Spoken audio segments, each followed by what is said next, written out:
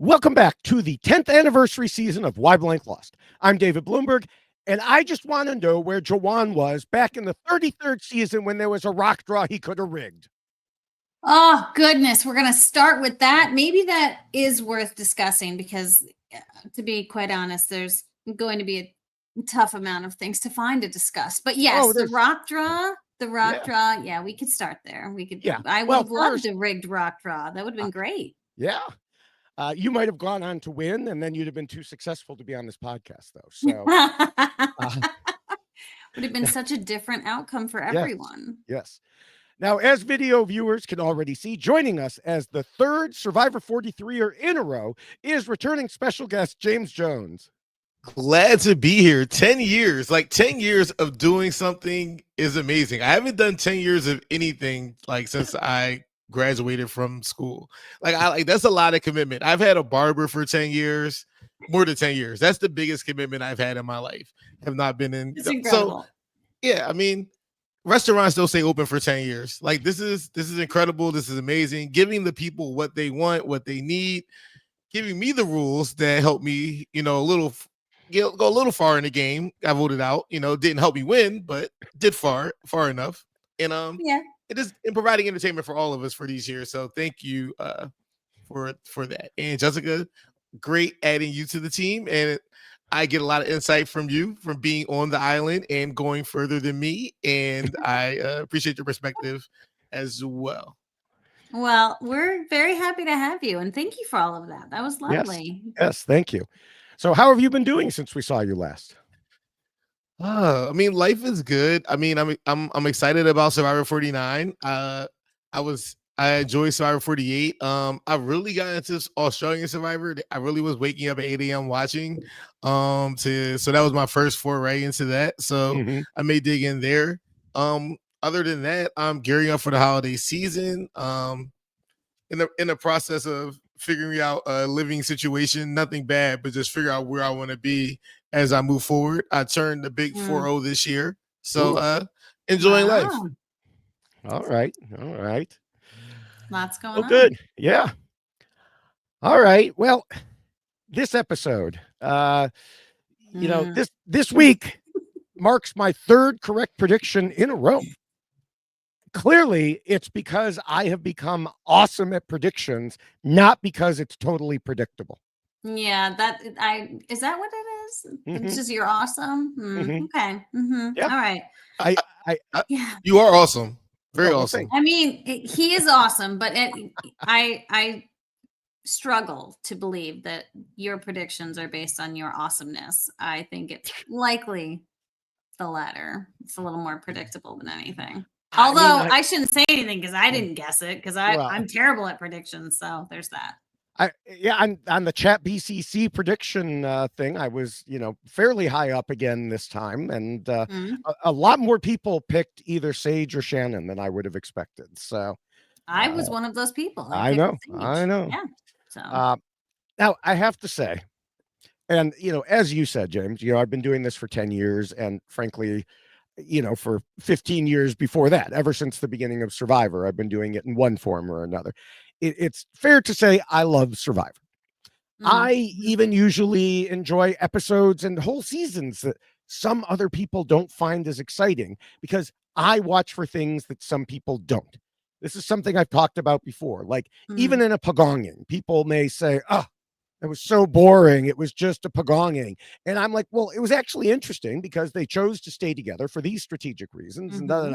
And people are like, yeah, whatever. But with all of that said, even I have to admit, this episode was not at all exciting. Not at all. Not at all. Yeah. I really was struggling throughout the entire episode for oftentimes there's that moment you're like, oh, here's something that's going to be of note, something that is going to be interesting to talk about, and then you're like, no, that fell flat too. And it's really just quite frustrating. I do feel like I think the cast is great. Love the cast. The cast is lovely. but the structure of the show currently, the way that they are handling certain components, like the journey this time was just, what was that? Yeah. Yeah. There We'll get to that. I have a lot of issues, yeah. sure. Hmm. So, James, I didn't know if you had thoughts here or you wanted to wait till later. Oh no. So I mean, I feel like I'm one of those viewers as well that I try to look between after you kind of see what the story is trying to say. Mhm. Like, what's the overall, Sure. story where who are they not showing the talking? Like, where, like when you see like two people at the bottom talking, they're getting majority of the screen time. It's hard for me to kind of not think that, well, they're just trying to sell something. Like, I don't know if this is really going to Right. happen if you don't have any of the power players. So I think they're trying to drum up some stuff, but I feel this from a structure standpoint, that I think people understand the formula. The Reba 4 kind of if you can get a 3 or 4 person unit together and move forward, that just makes Mhm. sense, at least to the merge and Mhm. early merge. That just makes sense for most parties involved. And to deviate from that, when you have majority numbers, this does not make any sense when you're that close to the merge. Like, no Survivor player, unless there's a blood feud with someone else that they swapped with, is going to do that. Yeah. Mhm. Yeah, Yeah. and that's part of it, that it when you have random draws, sometimes the luck of the draw works out great, and sometimes it works out like it did this season. And, Mhm. now with all that said, hopefully we haven't lost our whole listening and viewing audience because we can still have fun with it here. It, Sure. this may not be the most strategically rigorous discussion we've ever had, but that won't stop us from digging in and seeing what nuggets we can find when it comes to Jason, the rest of the tribe, and even the other tribe. Mhm. So, last week we talked about how Matt should have thrown Jason under the bus. This week is, of course, different. Jason didn't have anyone to throw under the bus. Well, we'll get to that. He did, he just didn't know it. But we'll go over how he played and figure out if there was anything he could have done differently using our usual methods of comparing his game to a set of guiding rules for winning I originally wrote way back after season 1 and have been updating ever since. We'll use all the non-spoiler information available to us from what we saw on TV, interviews, social media, and secret scenes. And of course, the newest published version of the rules can be found on robhaswebsite.com/yxlostfeed and then click on the link bubble for the rules. But before we address how Jason did in terms of the rules, we always have some other things to discuss, and we're going to have a lot more this time. Let's just start with the episode overall, because as we said, it was predictable. And yeah, James, you said it. I think producers and editors tried to make it seem like something else was possible, Mm. but I knew through all those 90 minutes that it wasn't happening. And I think you did too, James, based on the texts you sent me. So, not to mention, I mean, the entire week leading up to it, like I said, I did predict this in our last podcast. And sometimes there just isn't a whole lot you can do with the material you have. Like, I was just going to say, if Jason had been some sort of egotistical jerk or, something like that, he thought he was the running things and he was the top of the world, Mhm. they could have made it into a downfall episode that we could Mhm. enjoy. But he's such a nice guy, they couldn't even do that. I know. He really is. Yeah, and he's not one of those players that he's already shown himself to be very astute at puzzles. Clearly can work well with others. Clearly is probably liked by his other tribe members.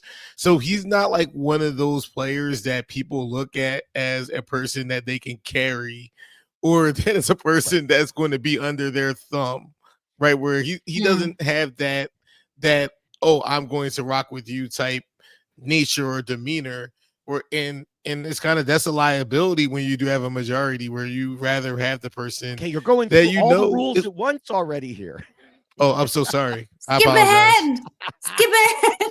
Oh man. You got to have something to talk about when we get there. Oh We yeah, can man. get done this podcast in 20 minutes.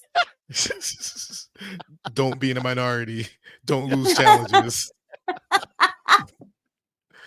Don't solve puzzles. Yeah, well, There you go. That's it right there. Those are the rules. Well, go to tribal.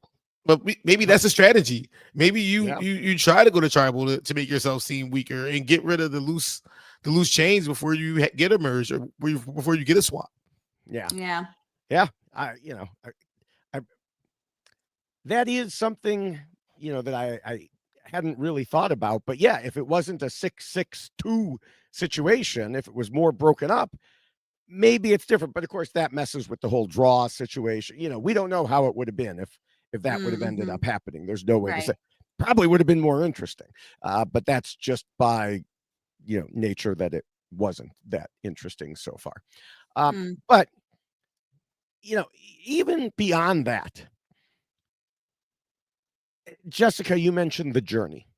And this is where I think producers had an opportunity to make things more interesting and entertaining. And they went the other direction. Like, they thought it would be fun to watch two people lug sandbags on a beach for 2 full segments of the show. Mm-hmm. Yay, fun. I mean, that was about as exciting as, let me think of a comparison, watching 2 people lug sandbags down the beach. I mean, what? Yeah.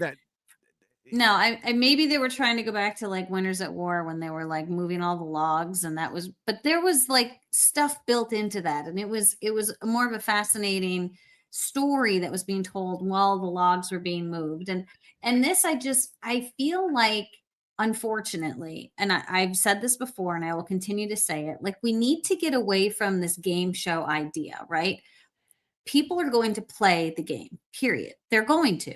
If you get on that island, you're going to play the game. You don't need all of these extra components to try to force people's hands to play the game.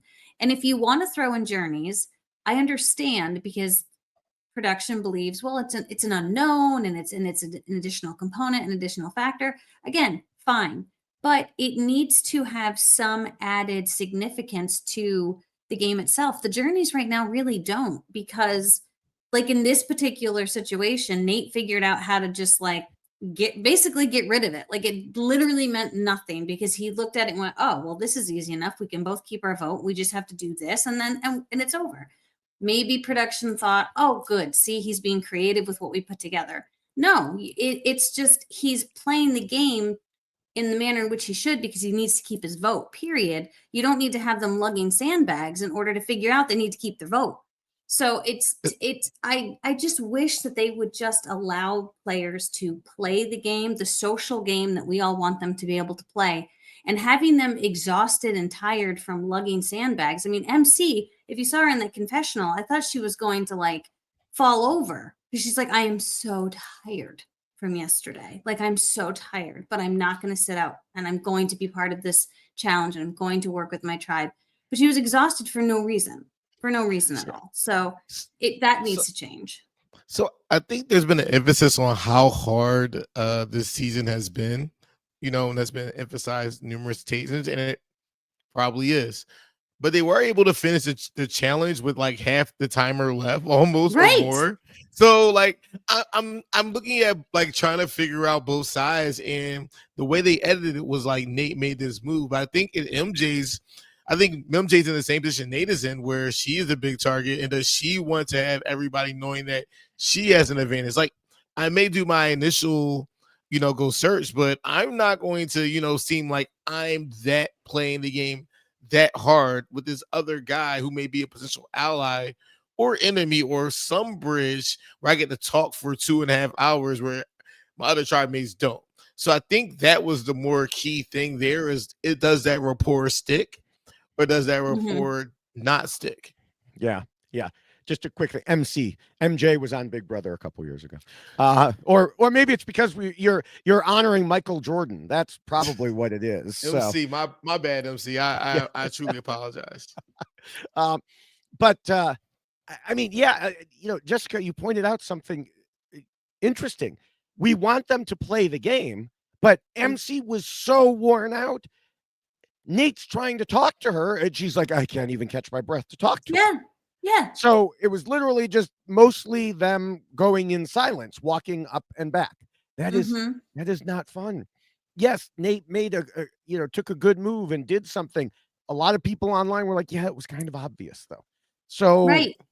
I, It was fine I for don't know. both parties. It wasn't Yeah. like, I feel like sometimes Survivor tries to make things seem like, oh, this person got one over on somebody, when it just Mhm. makes sense for both parties that Mhm. this is a very viable outcome. If anybody pushes too hard the other direction, that's going to probably rub the Right. other person the wrong way. And you're still calculated. You're still, the other merge is coming. What is the point? No one's getting voted off here. It's kind of just, no one wants to do all that for knowledge is power. Right. Yeah. Yeah. Mm-hmm. Yeah. No, for sure. So then another aspect that made things worse was, hey, look, a strength-based challenge won by the tribe that has flint and food. Who saw that coming? What? I mean, this is crazy talk. I know. And again, why does Jeff think this is fun? If they want some variety and excitement, neither of these decisions were the way to do it. And just to be clear, so someone doesn't like take me out of context and misunderstand, I'm not suggesting they should add more twists or anything like that. What they need to do is start taking away twists. Like, for example, I don't know, get rid of the idea that you can't have your flint if you lose the challenge. Yes, please. There is You're already nothing going wrong with allowing them to have fire. Yeah. And just do a better job. James is you know, making a All right, noise. man. I mean, it's Survivor. Like, I mean, we already are playing 26 days. I think for me, that I think is old era versus new era, is just the spirit of competition, right? Where you're out there to compete. You're out there to survive. So that is an aspect of the show that I think a lot of times people just want to ignore. Like, oh, I can just go out there and just, strategize. It's like, great. But can you get a fire? Like, what other things can you bring to the table? Like that, Well, I feel like, I'm sorry. No. I appreciate fully what you're saying, because I do think that we are kind of getting lost in two worlds here, right? With Survivor, because it is called Survivor, and there should be Survivor skill components, right? That should be part of the game itself. The problem, though, is the people who are being cast and put out there are not survivalists. These are people who are gamers who do whatever blocks they were talking. I don't even remember whatever but like they're gamers. They're people who are like nerding it out on the island, right? These are not people who are survivalists. Matt was the closest thing that we probably had to a survivalist out there, and nobody seemed to appreciate it anyway. And so if Survivor is really interested in that dynamic, or we want it to be about both survival and strategy, you can have both, and you can allow people to figure out how to be survivalists if they have that in their nature. But right now, there's this idea, and this is just my opinion, but there's this idea that it doesn't matter. It doesn't matter who gets us food. It doesn't matter who idea catches is fish. part of the rules that we discuss every week. That idea is part of the rules that we discuss every week. It doesn't matter. But it doesn't matter. But Survivor, but that's the rub, right? Because production is trying to make it matter when it actually doesn't matter to the players. But then they are seeing the consequences of their actions on the players by taking away their ability to even do the littlest thing, like, we'll at least let you have fire, so perhaps you could have food. So then the gameplay would be more interesting. So the challenges would be more competitive. And so we could actually see people formulating complete sentences at tribal council because their brain fog is not there on day 6. I mean, I had brain fog on day 30, but not day 6. But see, that just proves it. That just proves what Jessica, Jeff is saying. I feel you, but no, I feel like only because I've been like, I like, maybe I was fortunate to have like food on, like we went and got crabs, and when we didn't have fire, we used the ember and made sure we had an ember that was always lit on the beach, so we had fire. Like, so for me, I'm kind of like, I play sports. I'm just a competitive person. So like when the rules are set out, these are the rules, the rules. Well, if you know there's going to be some competitions with puzzles, maybe you should try some puzzles. If you know there's going to be some physical competitions, maybe you should go swimming. Maybe you should do some push-ups. Like maybe you should learn how to do a friction fire, watch Naked and Afraid. Like Right. I can't have sympathy for that aspect of it, knowing that like it's a lot shorter than previous, and that's the part of Survivor is eating the papaya, finding out the stuff on the island that can be sustainable. Everybody like so if you're losing, that sucks, but that for me, that's just part of the game. And I feel like sometimes we feel so bad about the people losing, and it does suck that then you get penalized on the other hand for just playing the game, and now you're swapped because it's loser tribe. So I don't know. I'm just kind of more or less. And I don't feel bad for them. Like I don't feel bad for them in like yes, I completely agree. Like yes, I if get what you're you're going saying. to go out and you're going to play the game, like you do need to practice those things. You do need to be able to do those things. And anyone who's going to go play Survivor should be able to start a fire with Flint. You should be able to try to figure out how to be creative. I certainly didn't eat a heck of a lot of food while I was out there, but we found what we could eat. And I ate stuff that I would never normally eat because you're like, well, this is kind of a rotten banana, but this is what I have. So that's what I'm going to eat. Right. And so you make do with what you have. You find snails and you eat snails. And if you don't have a fire to cook them, well, then you eat cold snails. And so these are all things that you can certainly work around and figure out. But I just feel like there's such a disconnect in the structure of the game now. That's the problem that I have, is that they want it both ways, but they are not creating an atmosphere in which causes players to play the game that they actually want them to play because of these other components that they're mixing into it that is completely unnecessary. Because we've watched this game for years. We've seen what happens when you take things away or when you give a little bit to players. People will still play the game. So let them play the game without necessarily having to make it almost impossible for them to achieve certain components of the game that we want to see them play.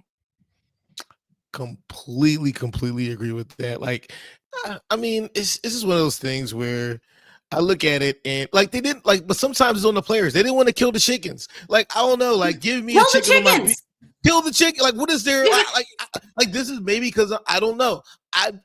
I grew up on the Survivor, and like so. On one hand, you can't say that it's like the hardest thing ever when people don't want to kill the chicken. So it's clear you're not hungry. Mm-hmm. Like I don't like the two don't compute. Like from a viewing standpoint, where like I can't be the hungriest I have, but I'm afraid to kill this chicken, and there's a whole segment on like I like it doesn't register for me. Like, and that's just kind of, I think that's where disconnect is too, where you have these components about this is happening, this is happening, this is happening. Well, when you're hungry, you go to find food, or this makes you dig deep, or you're trying to do a friction fire, or whatever you're trying to do, or what. And I think the show had two segments of the back and forth with the sandbags, but you haven't had two segments of literally people trying to survive. Yeah. I mean, I do think the chickens that once one or two people raised their hands and said they would do it, everyone else was like, okay, I'm out of here. If those two people, what was it, Alex and I can't remember who else it was, but when those two people volunteered, okay. But if they weren't there, I bet someone else would have stepped up because you know they needed it. But on the other hand, that's also the tribe that has had food. So and had fire, whereas the other tribe did not. So, you know, it's just this situation there where production keeps creating the situation. And we talked about it earlier in the season. Jeff doesn't see it as a problem. It's not a bug. It's a feature. It allows him to say, look how tough it is. And these people, you know, if Sophie or Alex go far, if one of them win, especially, I mean, Sophie can't win because Jessica picked her as the winner pick. But stop it. No, she's my girl. She's gonna win. If one of them win, Jeff is going to be like, see, they were on this tribe that was mostly wiped out. How can you say it's bad? Well, it was sure bad for the other 4 people on that tribe. Yeah. You know, it's like saying if you're in a car crash, it's like the people who are in a plane crash and 3 people out of 200 survive. And they're like, well, obviously it was fate that I survive, or I was, you know, lucky to survive, or you don't say, oh, plane crashers must be okay because 3 people made it through. True, but this plane crash, I thought when you looked at the tribes, I thought the blue tribe was going to be the strongest. Like I feel Me like too. I it's like so like I get it, but I'm like, hey man, you gotta win. So like I feel like Right. maybe I think from a competitive standpoint, I think I feel like I want to see more challenges that are making people make decisions. Like I do like the whole thing about figuring out the tribe had to, carry extra weight. But like knock out somebody from another tribe or something like that. Oh, you get to choose the person that can't compete on that side. Or maybe Ooh, Right. you yeah. get to Remember? choose somebody. Yeah, they No, go used to do the ones where like with the tiles and you got to like shoot Yeah. people's tiles out and stuff. Like those Yes. kind of things are that you're messing with people, you're strategizing during the actual challenge itself. It's not all this physical labor that half the tribe can't do because they're starving and they haven't slept. I think this again, it goes back to the structure of the game. You can have these components, but you can structure it in a way that is still going to create game mechanics and moves even during a challenge. That to me is what Survivor is lacking right now. It's all about like who can pick up the heaviest thing and how many people can they push over this log and dig under the sand, and it's not what it needs to be. And I think, and I'm sorry to jump in, but the one thing I think they could do, what they don't do, is show the strategizing of the challenges. Because I think that is Mm, really one of the biggest. That's where you see the leadership in the tribe. That's where you can see who mm, has a clear, concise plan, and that's where most of the time the challenges are one of. Me and Shaheen were talking about that, where literally it's kind of like you go through the challenge, you look at every challenge is meant to be broken and you're meant to know every single rule. So your job as someone going competing is how can I break this challenge? What is something mm, that production gave me that I could do to break this challenge? For mhm. example, the one group didn't even untie the sandbags. Like it's kind of like you have to kind of take advantage of every single opportunity that you have when you're out Right. there. And part of that is the strategizing and the challenge, where I think maybe that would give us more of an insight about why this tribe struggles versus, oh, they're just bad at puzzles. Maybe there's no leadership there. Maybe this person isn't. Like I feel like that maybe gives you a little bit more meat on the Right. bone about what's happening Mm, strategically. Right. mhm. Right. Yeah. Um, so moving away from that aspect of things, to I want to talk about the other tribe, Kelly, where the one that didn't go to tribal council and had more interesting things happening. And the main aspect, at least in my mind, and what we saw, of course, focused on Shannon. Now, we've talked about our concerns with her previously, but man, she took overconfidence to a new level for herself this week. She started by waking Steven before the sun even came up to propose this 2-2-2 core 6 at the merge. Why could you not wait? First of all, let the man wake up. Second of all, why was it so important to tell him right this minute about this strategy for the merge? Third, why did you even come up with this? It sounds like something that would be proposed at a journey, but they were just sitting there. And the most telling part of it all was her telling us, naturally, Stephen likes this idea because it's a great idea. And this was the first of a few things this week where she just took whatever anyone said at face value. Mm, Later, she said when she started talking to people, she was like, oh, they've all just been waiting for me to give them strategic discussions. Again, just assuming their reactions were real and not recognizing that just because they say something doesn't make it true. mm. If you look at everybody's seen, I think, the meme of Arthur, the cartoon Arthur, his little sister from the cartoon, where she's looking at a sign and the sign says something and she says, this sign can't stop me. I can't read. And that was Shannon. She's going to keep plowing ahead with whatever plans because she cannot read these people. And again later, she didn't see she talked about, well, I don't see Sage strategizing, so that means Sage isn't strategizing. No, it's not just what happens in front of your eyes. Right. I mean, that's what a lot of people think, though. Like, I feel like a lot of times, like on the island, people look at activity and communication as the strategy barometer, when a lot of times most of the conversations are really kind of quick and you're trying to just you have consistency already built. You want to, iron some things out. Like you're typically not having a 10, 15-minute strategy session out Sure. there Yeah. on the island with somebody. Typically, those are more casual conversations, and your more strategic conversations are more your pass by. Hey, like what's happening here? Are we still good? Blah blah blah. Okay, cool. XYZ. Let's keep it moving. Like so, it's. Right. I think underestimating your Survivor, opponents under like the baseline Survivor player is probably more astute about the game than all the players were from season 1 to season 20, and that's not a shade to them. It's more like they can stream it, you can watch it. Right. You didn't like Right. you had to get a box set of DVDs if you got on the show to kind of get into it, like back in the day. Now you can fire on 3 or 4 seasons and binge right through it without commercials, right? So it's just a little different now, and so the players are pretty good from a strategic baseline point of view, just like you said. They're all gamers for the most part, so you got to switch it up somehow. So, Well, and the thing is, they're all gamers who believe in themselves. So, well, most of them believe in themselves. And someone like Shannon, especially with her background, I think, really believes in herself. And therefore, if she is proposing these ideas and people are buying them, well, then she sees herself as a strategic genius. And clearly everyone's been waiting for her to rise up and lead them, and it's like, no, this is not what's happening. We saw this with Annie. I mean, not to this extent, but Annie was like, "Oh, I'm the puppet master, and everybody is doing what I say." Well, because they just told her, "Yes, Annie, whatever you say, Annie," and then they moved along and did what they were actually doing.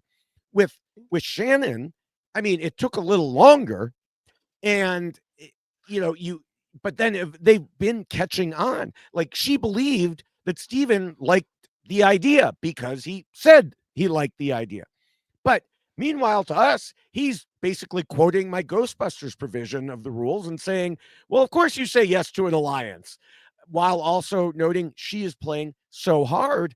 And then as she is going person to person to impart her strategic brilliance upon them, he was like basically following them around. And, as soon as she would leave, he'd walk in and be like, okay, so this is what's really happening here. It reminded me of a sitcom. Like, oh, we're doing this. And then they'd leave and he'd come in. No, we're actually doing this totally other thing. Yeah, well, but good on them, right? Because Right. they're doing what they should be doing. And she thinks that she's leading them into the great beyond.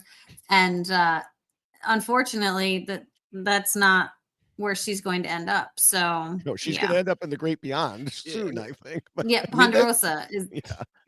That was great Survivor play by the other cast members. Like Mhm. when someone feels that comfortable, like I feel like that's the one thing we always have to highlight is that they may not get all the screen time, but someone like Christina, where Shannon feels so open to communicate everything, even being that open with Christina, other people can see that and they're like, oh, and like that's also a kind of a skill there. And this reminds me about Aubrey. They show Aubrey when she went back to her return season saying like that, whatever phrase she was saying to people, and they kept on showing it back to back. It kind of reminded me of that. And you have to understand on the island that people are kind of going to talk. But then also in the situation that you're in, it's a solid 4. So you have to probably vote against the other person anyway. So you don't necessarily have to be as overt about it. Like people are they're not going to naturally want to vote themselves out.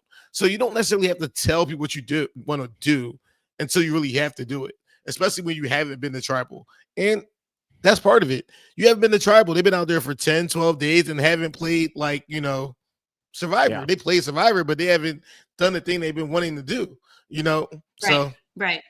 Yeah, I mean, I have no problem with her mentioning to people, hey, I'm happy to vote off Sage. I think that you do need to do that. We criticized Matt last week for not being willing to and making that known. So, right. But she just believes she has everyone on her side.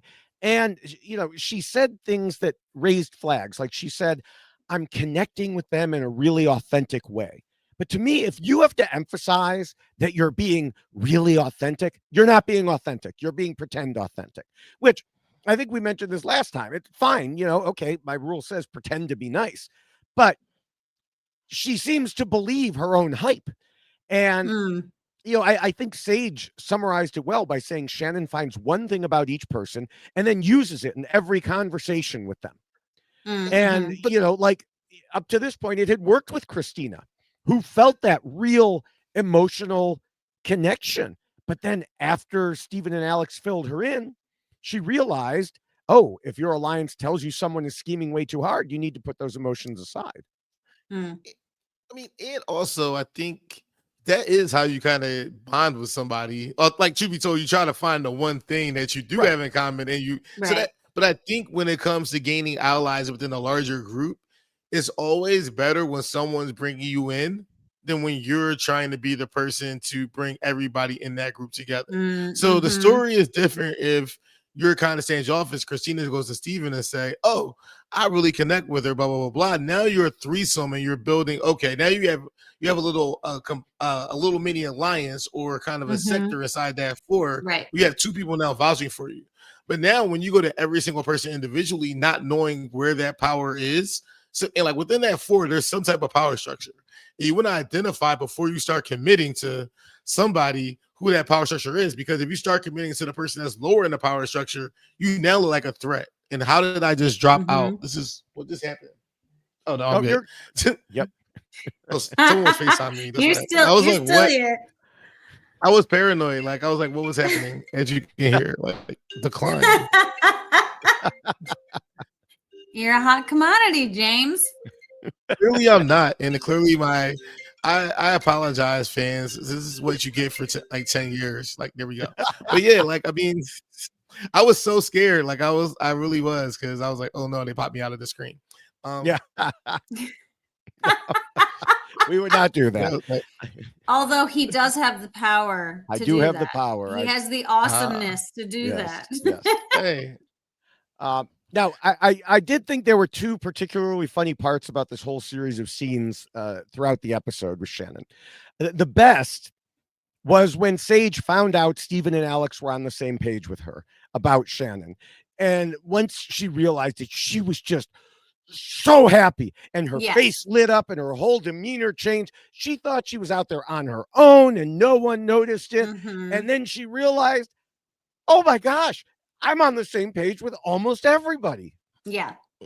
Yeah. yeah, Yeah. That was a great moment because I do think that, to give Sage credit, she's been very good about not letting anyone know how she truly feels about her relationship with Shannon. And it was a nice moment for her to finally be able to say, I can talk about it now. Like, this is okay. Like, someone else has brought it up to me first. I'm not the one imparting this on Mhm. them. They are bringing it to me. And it gave her an opportunity of like, this is a comfortable space. You're free to speak, which, so great job for Sage for continuing to put on a facade around Shannon and also not trying to disparage Shannon until she was like given permission to do so. Yeah. Yep. Now, the other funny part was just the short scene showing Shannon's weird word salad of beliefs that we talked about all the way back in the preseason, because she said that goats get high off of hay and Jesus got high off of God, which does not really make any sense at all if you think about it for even a moment. But it sounds profound and deep, which is what really matters. And Mike Bloom pointed out this is like a Survivor 41 phrase that they had to say or something like that. So in that honor, maybe that's why this goat was confused on AstroTurf, because it was trying to get high off of hay and all it could find was AstroTurf. I mean, I feel like religion got taught. We didn't talk about religion too much on the island. I feel like it's one of those things you don't really bring up for the most part when you're Right, playing right. Survivor. And Mhm. I think the reason why you don't is because you may run into people that, like, I grew up in a very religious household, believe in Jesus, all that good stuff. I love teenage Jesus the best. We're not Julie Chen here, but it's letting you people know. And but if someone said like if Jesus got hell of a God, I feel like comments like that are like very people that have been raised in the church kind of see kind of those people as people trying to connect in a very inauthentic way, or kind of in a way that's just, yeah. But you say crazy things on the island. You do say crazy things, so you cannot But that was wild. I had to like that. I can't wait to use that in a joke one day. I can't wait to do it. I don't know how I will, but I will. Thank you for dropping that one, because I have a lot of church jokes because I'm son of a deaconess, and that is the one joke that has never been brought up in my church. I've never That heard Jesus got high on God. Yeah. high on God. Like I smoked that God pack. I've never heard that before. Sorry to bring the podcast down. I'm just trying to bring some levity here. Like, but yeah, the God pack is, if someone has a God pack of cigarettes and they bring that to a Bryson Wynn event or RHAP event, that would be money. Like, because I would smoke a God pack with you when I see you there. Sorry, hey. God I used to be funny in my it. former life. Like I love this. This is fun stuff.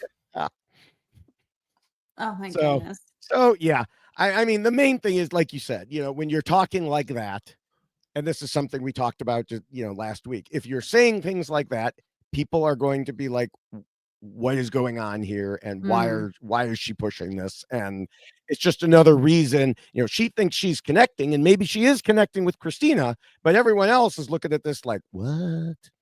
So yeah. Now, moving away from her, the other aspect of this tribe overall, and yes, I know we're like 40 minutes in here and people are like, when are you going to get to Jason? We will, but there's, other things to talk about. The other aspect of this tribe is a question that many people have asked, which actually does go along with why Jason lost, but isn't really addressable anywhere in the rules themselves. Should Kelly have thrown the challenge to save Jason? Yes. Now, yeah. Maybe Jessica, help remind me. Did we talk about this last week? No. Because in my mind we did, but I must have had so many No. conversations about it on social media that I just thought we talked about it here. But what I came to the conclusion last week was no, they should not have, because they had not voted together yet and they couldn't be sure of where their allegiances really and you were. might have mentioned that. We really didn't delve into it a whole lot, but I think you did. I listened to last week. Okay. You did say that. You were like, I don't believe in throwing challenges. In my head, I think I even texted you. I was like, I believe in throwing challenges. Yeah. I believe in it. That's right. That's right. Okay. I'm glad I did mention it. But yes. Yeah, and then they worried about, so the target might have an idol or hit a shot in the dark. But now I'm going to shift my opinion a bit for this time, because it sure seems like everyone knew where the vote would go on Kelly. Yeah. And the idol, less of an issue, because Sage told them that Rizzo had it. And so it would have been quite a ruse for Sage and Shannon to be working together and have an idol and planning to use it while simultaneously throwing each other under the bus in the way that they did. They would be like award-winning actresses at that point. Not impossible, but very unlikely. So I think it actually would have made sense for them to throw and try to even out the numbers, especially with a consensus target. Yeah. Yeah. I do think that this, I am not a fan of throwing a challenge just to throw a challenge. Like, we've seen that happen a couple of times. We were just like, oh, we're going to just throw a challenge because for whatever odd reason they feel like they should. But when you do have a strategic component, such as numbers, and a merge is coming, and you're looking at what the numbers are going to be should they lose and go to tribal council versus if we go, anything that's going to even things out, 100% I'm full support of. And I do think that throwing the challenge would have been a great move for them, because that's what they needed to do. They needed to try to even out the numbers. Yeah, I mean, because you're playing with, fans, people want to make the merge. Like, no one goes out there that's the first check mark on the box of making the merge. Aside from everything else, people want to get to the merge. So after you've seen two or three tribal councils, I feel like Survivor wants each tribe to go once. That's the ideal situation. But, these groups have been together for over 10 days without going to tribal council, right? Yeah. At the end of the day, now you got to start thinking about the end game. And if you can go into the end game with a 6 plus whoever your number one is from whatever tribe is, Alex or Sophie, a 6'4" or 7'4" going in the merge, that is where you want to be. Because even up that big, there's still enough ambiguity in the group because you haven't been to tribal, right? To like Right. that Right. you like, so like that's where you want to be. So the throw there is definitely where you want to be. Also, Jason is quietly someone that you want to keep in the game as a target, where the second he wins a puzzle or loses a puzzle, that's somebody like, oh, we need to make sure that we can take this person out. So like, I think there's, for ample reasons, when you're in control, and I think that's something that I don't know people talk about, it's hard to keep control in the game. Like once you get it, you have to keep it. And once you lose it, then you get voted out. So once you're in that power position, you kind of want to keep it there. And so maybe you hold off a little bit, but I feel like you take control of the game, you get those numbers, and you play from that power position, and you can hide in that big group of 6. Yeah. All right. Well, this was a lot before we got to Jason. Do either of you have anything else you want to discuss before we move into the rules for him? Now we should probably get to the Let's get to the right? rules. Okay. All right. Well, there are, of course, other topics, that going on that I'll address in TikTok and YouTube, where I'm at David Bloomberg TV. And before we get quite into the rules, we do want to mention that they are available in a shorter and much more colorful version as a poster. And so you can go to robhasawebsite.com/yxlostfeed, scroll down to the poster, click on it, and order it. Or if you'd like to wear that design around with you wherever you go, you can keep scrolling and go to the poster on a t-shirt and also the checklist on a t-shirt. So again, that's robhasawebsite.com/yxlostfeed for all of your Y Blank Lost merch needs. All right. Well, Jason said in an interview that he might have lost because he wanted to maintain one particular relationship and he stood by it. Was he right about that? Or were the cards so stacked against him that it wouldn't have mattered? What complicating factors could have made it not as simple a decision as it seemed? At RHAP, we know Survivor, and we know why Jason lost. So we begin, of course, with Rule 1, the first and most important rule: scheme and plot. And while we didn't see it, from what Jason told us in interviews, he was doing a fair amount on Original Hina. He had a strong connection with Steven. His tightest bond was, perhaps unsurprisingly, with fellow alternate MC. What we saw on the show was there was this supposed foursome of Matt, Christina, Steven, and a reluctant MC. But Jason said if they had gone to tribal council, Matt was probably getting voted out because there was another group involving Jason, Steven, and MC. And in fact, Jason was so tight with those two that, well, again, we didn't see it. MC told Jason about finding the beware advantage right after she told Steven. And it turns out this is important because Jason told Mike Bloom one reason he was being cagey right after the swap was he didn't want to out his closest ally by saying something. But it also raises an interesting question. Should he have done what Sage did on the other tribe and told his new tribe mates about the information he knew, including about MC's advantage? He knew it could help him, but he didn't want to throw his closest ally under the bus for the future. Now, we'll discuss some of his reasoning in Rule 4 as to why he said he didn't. But James, what do you think? Should he have done it to show he was a new team player? I mean, if you look at the odds were like, there's only thing he could do is tell the other tribe to throw the challenge. That was after that first loss. Okay, you made it through the first one. Now you have to think, okay, there may be 2 or 3 tribals before merge, 3 at the most, right?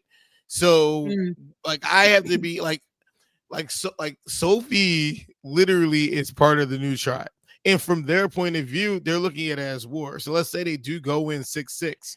Having Sophie there as a replacement, as your, surrogate 6, you want to get rid of Jawan, or Sage goes home, you have Sophie to slide right in there to give you that 6-person majority, which makes Alex a swing person. And then they're already one member, right? So from a numbers point of view, that is kind of like the only move, especially if you're one of the more threatening members there on the tribe. Like you kind of have to, I don't know how you signal to lose, or you can just maybe you can power forward for the win, but either way, that's what I would do if I was on that side of Tri Swap. I'm like, y'all got do me a solid, do me something, Right.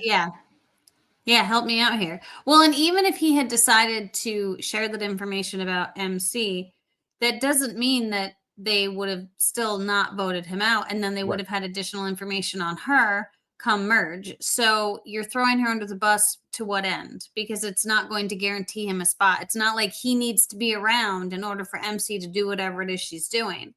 I do think that we were talking about his need to throw Matt under the bus. Difference is Matt was with him. MC is not. And so I can't imagine that would have gotten him any farther in the game. But I do think that, with what James had mentioned, that really throwing the challenge, like taking that moment to just be like, please help me. But if his tribe had picked up on the fact that he was doing it, what would happen if they both went, well, then forget about it?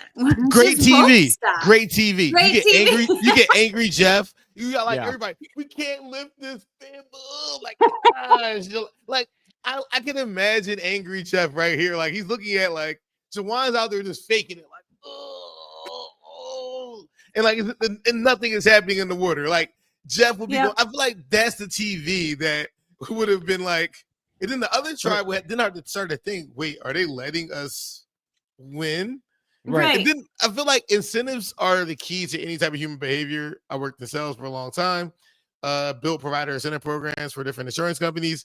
Incentives and provider behavior and behavior in general are the fascinating parts of Survivor. And I feel like that is an aspect that hasn't really been brought in because of how the new era works.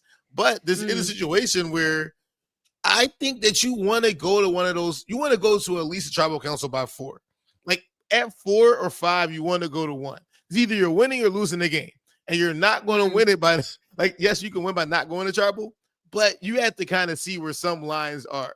Yeah. And if you're in a good position, like you're always going to feel like you're in a good position. But when you have 4 people, same tribe, and no one can make moves, that is the time you want to trim the fat if you can.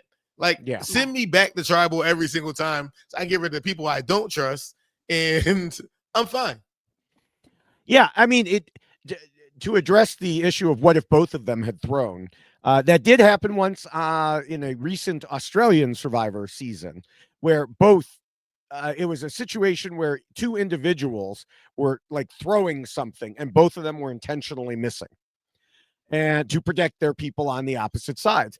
And the host there finally figured it out. And he's like, okay, you both want to go to tribal council then?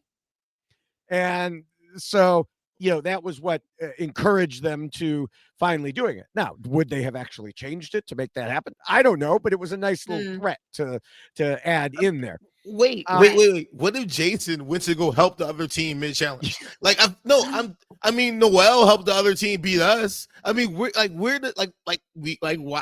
can we push the rules? I mean, like, end of the day, I don't know. Yeah, it would be interesting. I would guess that once he was like retrieving the balls that were being thrown, I would guess that there was a rule like you cannot touch the other tribe's ball. And it's always a good rule to say you cannot touch someone else's balls without their permission. So, hey, I don't He know, went there. It's a tough situation, and I mean, yeah. It is an interesting conundrum for me for throwing because Jason said, my plan is to erase tribal lines in order to break the us versus them mentality. But how do you do that if you won't share any information with them? Well, right. And that's the biggest problem for Jason coming into this tribe was he was acting like Hina strong, even coming into a tribe where there was only 2 Hina members on that tribe. So you can't have it both ways. You can't be like, well, I'm all about Hina, but I want tribal lines to go away. Yeah, no, that doesn't compute. You have to get in there and be hating on Hina and be like, oh, the worst people ever. Like, what are we doing? I'm so happy to be rid of them. Yeah. You have to, and you can't out Sophie's position in the game. Like, your goal when you go into that position to say, hey, I'm weak, I'm yours. Right? Yes. Like, I'm a puppy. I'm a lost puppy. Please. Like, and Sophie, like, she's smaller than you. Like, you are a puzzle king, puzzle beast. You've been eating this Mhm. whole entire time. Like you probably had all this energy. Like you are being cagey. Like the people that want you to play a game, like a little talky talk, you're not playing a talky talk with. Right. Some people respect the not talky talk. I get it. But it's kind of like, but like, how do you go against a super wounded puppy? That's why I even think about throwing the challenge when there's 2 on that tribe. Like, I feel like those smaller people coming in, their threat level comes in so low, Mhm. and you rarely see what happened last season where they're like, okay, Cedric and say Cedric, peace. Look, nice to meet you. You rarely see that. Mhm. Someone's always like, well, I can bring them under my wing and take them to the end, and it's like Yep. you kind of have to if you're at the you kind of want to take as much stuff out of production's hands as possible and own as much as you can from a power standpoint as a player. So when you Yeah. think you have the numbers from a numbers point of view, like this swap at this time, I think especially before the merge is one of those times you kind of have to throw. And I think if this happens again, you're going to see if the tribes are like that, you're going to see a possible throw, which I think will be great television. Yeah. Mm. Yeah. I mean, Jessica, you said he didn't give any information. I understand why he wouldn't give away the real goods. If Sure. he could make it to merge, the last thing he'd want is to blow up his alliance with MC and her idol. Yeah. He needed, like you said, he needed to give them something. Talk Yes. about Christina, talk about Matt before he left. Yeah. Pretend he wasn't in great. Like you said, I hate those people. Just do anything. But instead, his main pitch was that he was tight with them and he could help build bonds. But who builds bonds? Who needs bonds when you have numbers? Even Right. Savannah made, even Savannah made comments about, this week about needing to work with some of the original Uli. But Rob said on Know It Alls, no, you don't. You Right. have 6. Right. They have 4. The end. Dunzo. Yep. Math. It's just math. Math wins. Like I feel like that's the thing about Survivor. Like from a fan point of view, and then like a player point of view. Like when you have agency and you have math, you want to just keep the math in your favor. Like that's kind of the people that want to do trigonometry, you want to get out. The people that want to do arithmetic, you keep in. It's like that is how it works, right? And the more at the bottom of you are, the more you want the trigonometry to happen. And it's Right. like, but a good Survivor play is boring because it's about the numbers and taking your group far to the end. Like Survivor technically should be a begonging every kind of year, but the personalities are strong and that just stops it, right? Right. Who right, wins? right. It goes XYZ, right? And Yeah. but I'm excited. Yeah. I mean, it's like I said earlier, that I'm happy watching a begonging if it's well thought out and well planned, and that's well executed. I suspect, based on what Jeff has said, this won't be a full-on begonging because he was like, "Oh, the end of the season's really exciting." Which, I mean, I know Jeff sometimes his idea of what's exciting and interesting, and a good winner versus a bad winner, etc., it don't necessarily align with everyone else. So we can't take what he says at face value. But Right. we have to keep hope alive as we're watching the season. And so, yeah, he needed to give them something and he didn't. Now, of course, one major thing we didn't see was that there was a whole discussion of the original Uli turning in on themselves. We got a very small hint of it when Jason mentioned to Juwan that they should go after Rizzo. And then, considering he ended up voting for Rizzo, it was clear even as I was watching it, okay, he must have thought that plan had legs. And as I expected, he expanded on that in his interviews, talking about how Savannah was really pushing him all day to join their supposed vote against Rizzo, telling him it would show his loyalty and etc.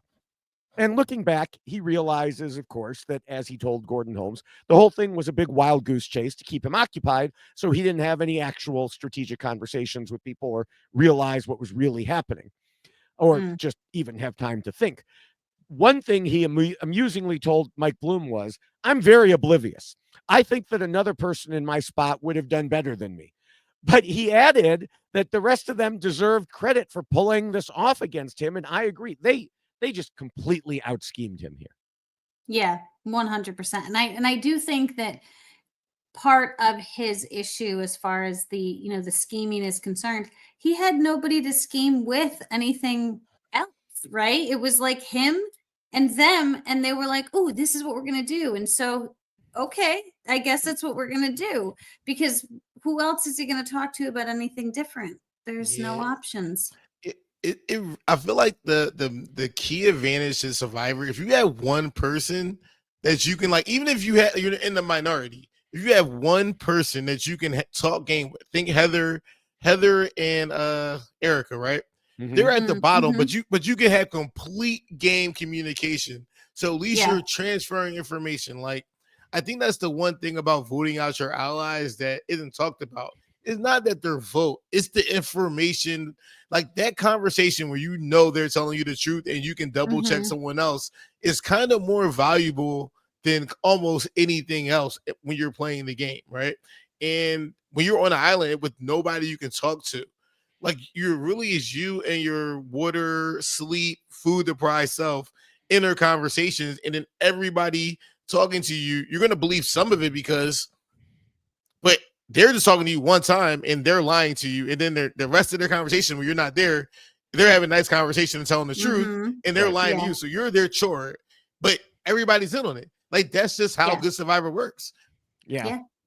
I mean, that's one thing he said also, was that they just locked up when he was around. They kept all the information from him and they gave him nothing. He said he didn't even know Jawan was on the bottom. So, like, we can't even really say he should have tried to get them to turn on Jawan, because he was like best buds with Jawan, had no clue that, I mean, I don't know. It did not seem like Savannah was hiding it very well, but I don't know that Jawan realizes that he's on the bottom with her, and clearly Jason didn't. So I think it must be a situation where Savannah is hiding it better than it seems and keeping it mostly to confessionals or to other people she trusts. Right. But, in the meantime, Savannah was really the only one talking strategy with him. So, like you said, of course he went along with her. It was the only possible lifeline he believed he had. Yeah. So, I mean, he tried to get in good with Jawan, and I think if they'd won immunity this time and made it further in the game, that relationship could have ended up helping both of them. Sure. But it wasn't going to do anything this time. Jawan told us we are a solid 5, and that unfortunately leaves my boy Jason on the bottom. Jawan wasn't going to rock the boat to save Jason. Like you said, James, it goes back to math. And he doesn't have the votes to rock the boat. Like, it's kind of like like being in a small tribe, but like, imagine starting small tribe Survivor with people that you know. It's kind of like if you got to choose the people you're starting out a small tribe. It's kind of, we said we want these things in Survivor, but then when we get them, it's like, I'd rather Jeff just did 3-3-1-1 and call it a day. Like, we're going to go 3-3-1-1. Either you're going to eat the person in the middle or figure something out. Like, right. Like, just. And if they did that, you know what? We'd be hearing complaints about, like, you royally screwed over both of the people from original Kaylee. You put them there and you screwed them over. Or the opposite thing would, you gave too much power to the people on Kaylee to choose and decide which side pagongs the other. So, it's a no-win situation, which I think is why they do it randomly. But then you end up with situations like this. See, the next time we get down to 2, I feel like we just scrap the challenge and go straight to charades. Like, I feel like Survivor really sometimes, like, we're going to just take all the physical caveat. We're doing charades. If it's 2 people, y'all should be charades, taboo. Where's Hasbro out here to say when we get out here, we're going 1 round taboo, winner takes all. Like, literally raise the stakes. Like, and then the last 2, you go on a tribal, it's fire. Like, I feel like tribal council has been our tradition that we have. But I feel like from a storytelling point of view, there can be other stories. Like, that doesn't necessarily end with tribal every single time, or tribal being the highlight. Sorry for saying that. I just think that we may have gotten to that point now where maybe you have tribal, but you want to see why, the what and the why, as opposed to, I don't know. That's just my crazy thought that maybe. I mean, I can't agree with getting rid of tribal council. We saw in Big Brother what happened when they decided, we're going to do this thing and not vote someone out. That was terrible. So now you mentioned you're getting into Australian Survivor. I don't know if you've watched some of the early seasons. They have a charades challenge. They do. It is hilarious. Musical chairs, like, literally. Like, I feel like I feel like sometimes we really we get it hype, but I Let's would go back to love. the kindergarten games and Yeah. the elementary school games. Uh, Yeah. I think that that's would a be whole a good different show. change. That's Squid Game. Hey, Oh, I love but that. this is how you sell it. What you say is we lower our production costs, increasing the fun factor, and we can brand and sell these Survivor games to people like Survivor Jacks, Survivor Hopscotch, Survivor. Yeah, like this is Survivor Bocce. Like we were playing bocce on the beach. No one. Oh, we did too. No one, they didn't show that. We play bocce on the beach. Like it's like literally, there's like they're really sitting on gold mines of stuff that happens out there where it's like, Yeah. oh, you thought we were going to a physical challenge? We're playing bocce on the beach. Like imagine that'd be hilarious. Like Yeah. and it's kind of Yep. like, and we're playing like so. I think there's ways to kind of get creative, highlight the players. Doesn't really have to be challenges, but like stuff that's kind of interactive and fun as well. I mean, Yeah, even I going agree. back to like from season 1. Okay, you have to shoot a bow and arrow. You do a blow dart. You throw a spear. That sort of thing. That's too athletic. You don't want to be all physical now. That's I mean, why What a about blow the dart is not challenge? terribly athletic. So Do you remember the challenge where they had to flip over tiles and try to? Oh, they had yeah. to- with the colors, and they had to make sure they could keep moving. And once they were Yeah. in a block where they couldn't move anymore, that was awesome. I agree that there are much different challenges that can be utilized that bring out a different type of player, a different type of strategy. It's not all about physicalness. It's not all about puzzles. It can be something of the sort, but a different type of game. So yeah, I'm in support of this, James. I think it's great. So Yeah. I mean, so all right. Well, put James in charge. We'll mix things up here. All right. Well, we can move on to the second rule. We kind of drifted off there talking about We games did and just a little stuff, bit. but yeah, that's okay. So the second rule says not to scheme and plot too much and to keep your scheming secret. And I don't think Jason had a problem with the former, but he did have a problem with the latter right from the start of the swap because, as we've already talked about, he was being, by his own admission, cagey.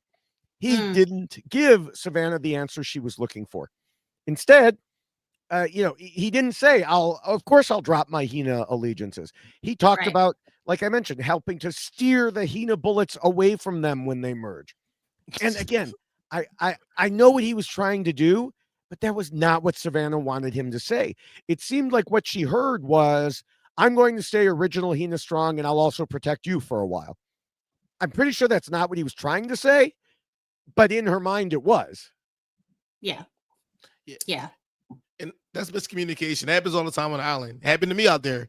I told Owen and Noel, like, we can work together for a couple of votes. They thought I meant for a couple of votes. I was just like, no, like, we can just work together. Like there's like we have to start with 1 or 2. Like, you gotta Right. Like if I told you I promised you the world, would you believe that? You know what I'm saying? Like, it's kind of you're really in that hard spot where you're like, okay, like if I promise you we're going to the end, like, does that give me credibility, or do I tell you something that really makes sense? Does that give me credibility? And in Survivor, that's the thing about Survivor. You're damned if you do and damned if you don't. Because I'm pretty sure you can go to Nate and say the same thing, and Nate will value. I appreciate that he's being, and other people are like, well, I wish you give me more. You can't really win. Right. And that's why Survivor's a great game. Yeah. Now, of course, we also saw Savannah tell us that everyone on Original Hina had started this war between the tribes anyway because they were all chanting at challenges. Now, I did a video earlier today about this because it's kind of silly to rationalize the obvious that, of course, a 6-person tribe would go against a 6-person tribe. But it showed her mindset, that chanting, showing that they were all super tight with each other.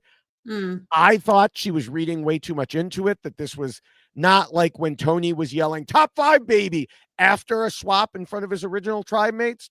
Yeah. But then she commented on my TikTok and, laughed about it and said something to the effect of, hey, I just answered the questions they were giving me. Yeah. No, that is, I think this is a new era thing where, like, I think when you are with a tribe for 10 days, I think this is the thing people don't understand, right? It's kind of, you have these 10-day buckets and you're not going to tribal, they're tight. But you have to be aware of how tight you're seeming to the other group, no matter what's happening. And coming in, yelling, a chant isn't going to make anybody think that you're not tight. Well, true. Yeah. helping another group in a puzzle? Is it going to make people think that Right. you're not tight? Like, it's kind of these Right. things that, draw attention to you that may necessarily be good. You have to kind of put your foot down and say, nah, we can have fun after we win, but we're not, like, that's some cocky stuff. Like, yeah. So, I mean, to me, it's like it seemed like it was Christina suggesting it, and they all just went along with it. And they all had fun with it. Don't get me wrong, but I don't think you can judge one particular person based on what the tribe as a whole did. And that's it's Survivor, like, though. yeah, It's well, that's Survivor. true. That's kind of how it true. works. It's like, that's Yeah. an a-hole tribe. Yeah. Cool. I mean, like, that's how it works. Well, and it's true because they don't Yeah. know who necessarily came up with it. Right. They don't know. You see what happens when they get to the mat, but you don't see what's happening back before the decisions are made when they get there. So yeah, I mean, then it's kind of, it becomes the whole group as opposed to one individual person. Yeah, and that was exactly it. I mean, we talked about already why Jason was being cagey, but by not providing information, even information like that, or disinformation for that matter, it allowed Savannah and the others to fill in the blanks by what they already believed. And they believed Hina was unbreakable. So therefore, it goes along with that. Yeah. Yep. So, all right. Well, the third rule tells players to be flexible. Jessica, how do you think Jason did in terms of this rule? Well, considering everything we just talked about, I would say not great because he was Hina strong and he was going to do everything he could to keep the Hina bullets away. But I do think that Jason wanted to be like, he had an interest, I think, in the people that he found himself with after the swap, but he needed to ingratiate himself with them more. And so I don't think it was so much of a I don't want to. It was the representation of how to. Like, he wanted to be able to work with them, but he got it kind of mixed as far as the message is concerned, where he was trying to sell them on this idea that I can bring others with me if you choose me. But that's not what they heard. They heard, oh, well, he's not willing to bend in our direction. He's still with Hina. So I do think that the messaging that Jason tried to portray did not represent him as being flexible. Yeah. And he's gonna get Sophie. Sophie can say, I can get my people, and it doesn't ring as hard. It's just how it is. It's just Right. kind of you're fighting against a shadow that, like, Yeah. you can't. It's hard. Like, it's a bad Survivor beat. Like, I feel bad for these situations. It's bad. It's just a bad beat. Yeah, it is.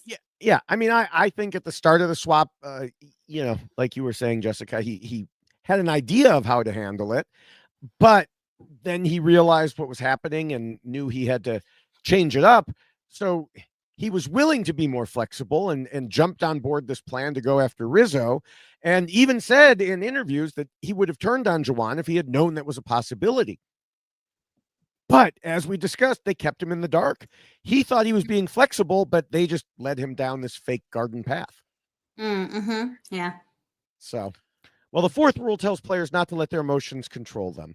And I mentioned in the first rule that we'd be talking about Jason's reluctance to reveal information here. It's because of how tight his bond was with MC.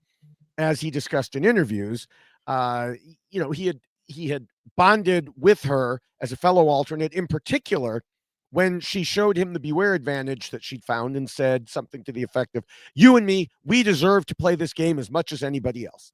And I totally understand why that would be a powerful moment to him. But this whole rule is about not letting your emotions control your game. And he acknowledged in interviews that if it had been someone else, he might well have given that information to his new tribe mates, but he didn't because it was MC. Yeah. Well, I do feel for both MC and Jason in this regard, because, and James, you know what it feels like preparing yourself mentally and physically, and even just like emotionally, all of the shopping you have to do for the clothes. I mean, just all of these things and the paperwork you're filling out. So there's so much buildup getting there in the first place. And there's so much mental like strain and just the preparation. And to have Jason and MC find out, 10 hours before the game is to start, they've already kind of resigned themselves to the idea of, well, I'm going home now. I mean, Jason even talked about that he was like, well, I guess that's it for me. Like, I get to go back and be with my fiance, and that was nice. I had a little bit of a go at it, and I'm not playing. So you really have to be, I would imagine, in a different headspace if that's what's happening. Where I don't know if you are too excited going in because you haven't had the time to really process the fact that you're playing the game, because leading up to it you were the alternate. And so I don't know if perhaps that affected his ability, because he did say he was so excited for those first few days because he was like, I'm actually playing. I wasn't supposed to be playing. So I'm curious if that didn't have some effect on him as well, just because he did not have that time to really prepare himself for the game itself, because he was always considering himself an alternate, even when he was on the island. Yeah, I mean, I think I think Gio talked about it a lot. Like your mentality going out there as an alternate versus being, knowing that you're probably playing. Because I mean, even in my head, I thought at any point that the rug can be pulled from under me. So I was super scared upon it. Like, I don't know about it.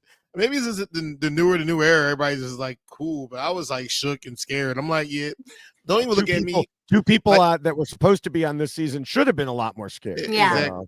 It's like, Owen, stop giving me with the eyebrows. Stop giving me. It's like you're upon the road, so you do certain things. Like I hummed the 76er song behind Lindsay. I thought she had a Philadelphia thing on. Like, it's like you like people are doing things, but you're not gonna go crazy. But it's tough. I feel like to be able to come in and to kill the puzzles and to be able to adjust with the tribe.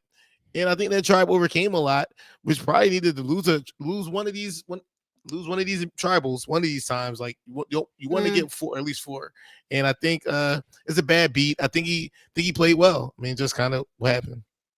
Yeah, I mean, I think when it came to the MC thing about because he even said, he told Mike Bloom, what is the emotional turmoil as I want to keep Hina close? I think it's because the me and MC of it all. And do I regret kind of keeping that close? Maybe. But I think I am also proud of the fact that when it was something that was potentially an upside, I stuck to my guns that way. And then he seemed to be speaking directly to us. And maybe he was, because we know he listens to RHAP in general.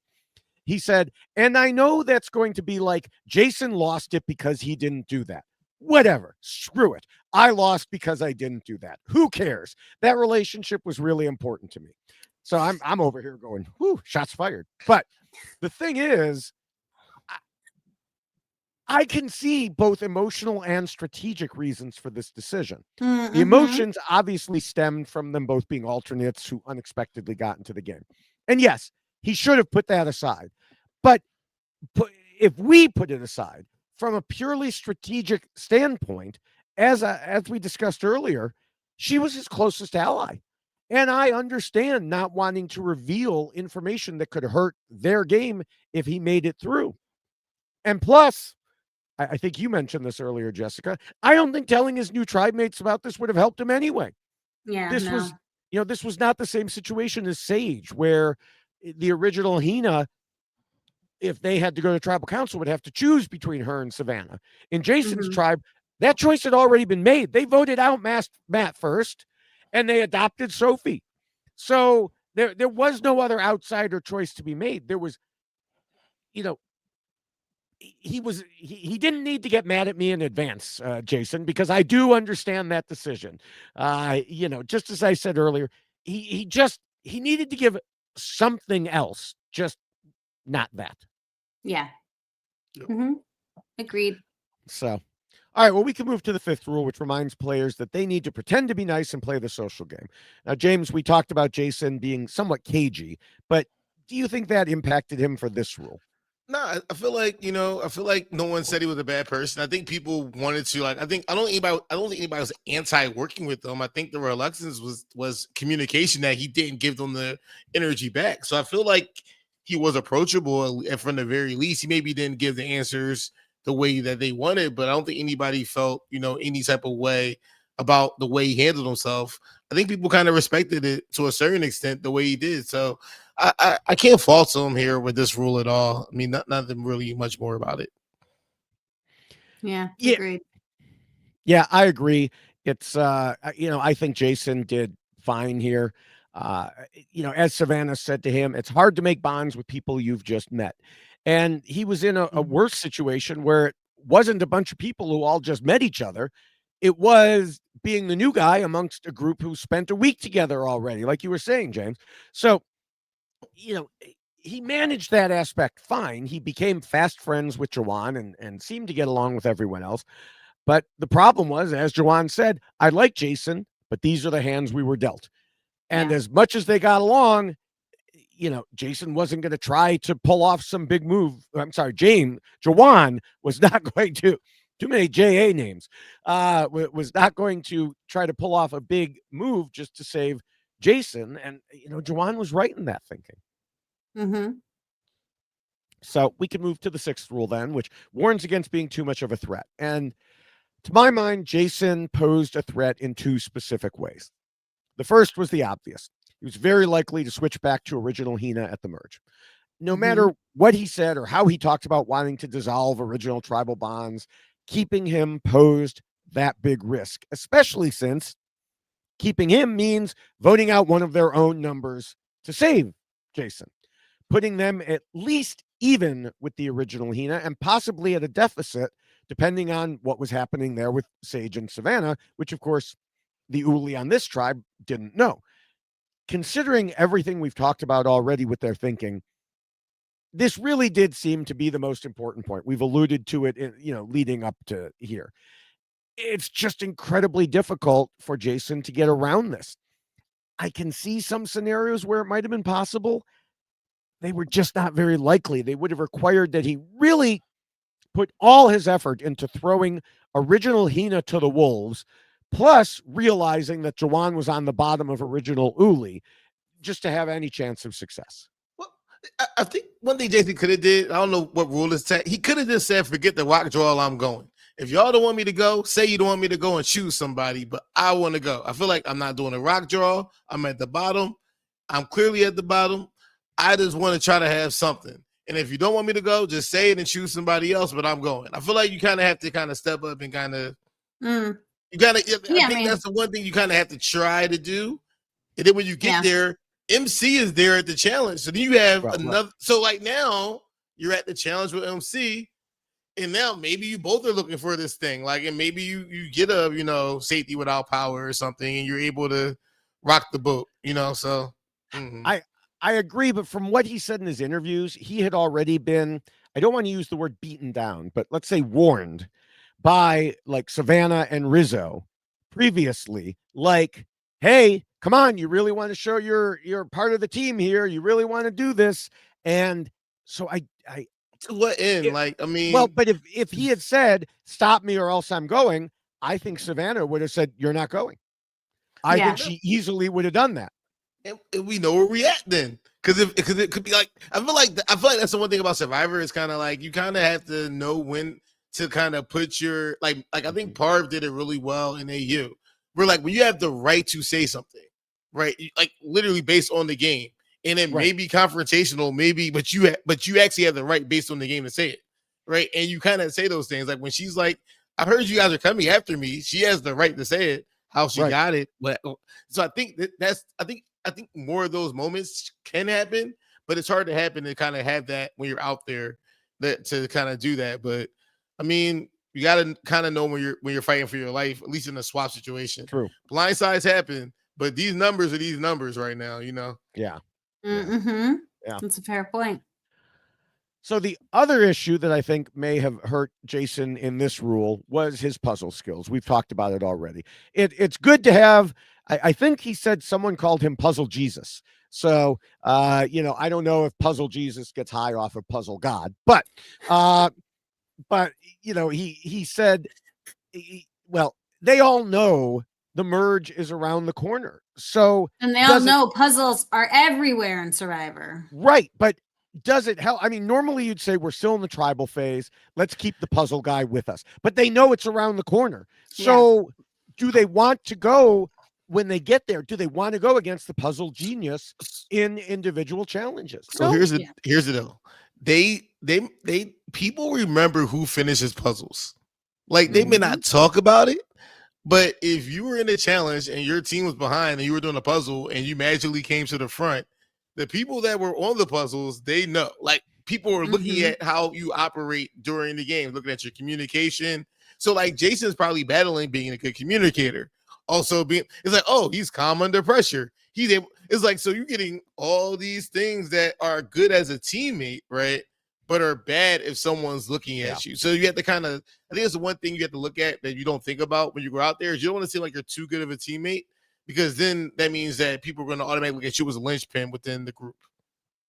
Yeah. Yeah. Yeah. And plus, on top of all that, there was a secret scene where he talked about, I mean, he revealed all that he was a software engineer who then quit that to go to law school, and that, you know, he wants to be a public defender to help people, you know, to help those in need, because he already is comfortable from his software engineering job and all this other stuff. So it's all these things that just pile on top of this idea of who he is already. He's too nice. Right. Now, with all of that,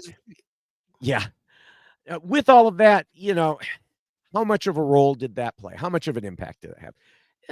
I'm sure it was on their mind, but I really think that the issue that we keep coming back to was in the forefront, which is he's not one of us. Yeah. It's like you can't get transferred to a new school and become homecoming king in a day.